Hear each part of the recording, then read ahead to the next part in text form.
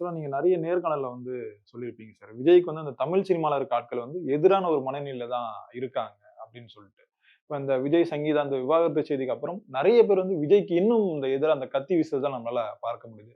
இப்ப சமீபத்தில அமீர் அவர்கள் கூட விஜய்க்கு எதிரான ஒரு மனநிலையில பேசிட்டு இருக்காரு. இதுல என்ன காரணம் சார்? அமீர் அவர்கள் விஜய்க்கு எதிரா பேசுறது? அதாவது அமீர் உடைய விஜய் எதிர்ப்பு அப்படிங்கிறது, அமீர் வந்து ஒரு திமுக சார்பானவர்ங்கிறது எல்லாருக்கும் தெரிஞ்ச விஷயம் தான். ஸோ அதனால அவரு விஜய்க்கு வந்து ஒரு எதிரான நிலைப்பாட்டுல அவர் இருக்காரு.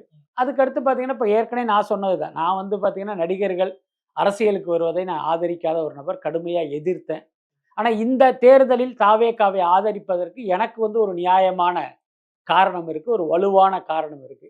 சீமான் இந்த தமிழ்நாட்டிலிருந்து அகற்றப்பட வேண்டிய ஒரு நபர். அப்ப அவர் பின்னால் திரண்ட அந்த 36,00,000 வாக்குகள வந்து நம்ம மடைமாற்றம் பண்ணணும். அந்த வாக்குகள் திமுக, அதிமுக மீது அதிருப்தி அடைந்த கூட்டம் போட்ட வாக்குகள். அவங்க மீண்டும் அந்த பக்கம் போமாட்டாங்க. அப்ப இன்னொரு ஃபோர்ஸ் வந்துச்சுன்னா, அந்த பக்கம் இது நகர்வதற்கு வாய்ப்பு இருக்கு.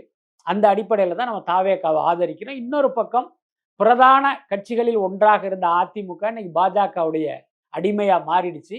நாம் தமிழர் கட்சியைப் போலவே அதிமுகவும் தமிழக அரசியலிலிருந்து அகற்றப்பட வேண்டிய ஒரு கட்சின்னு இப்ப நமக்குன்னு ஒரு நிலைப்பாடு இருக்கு.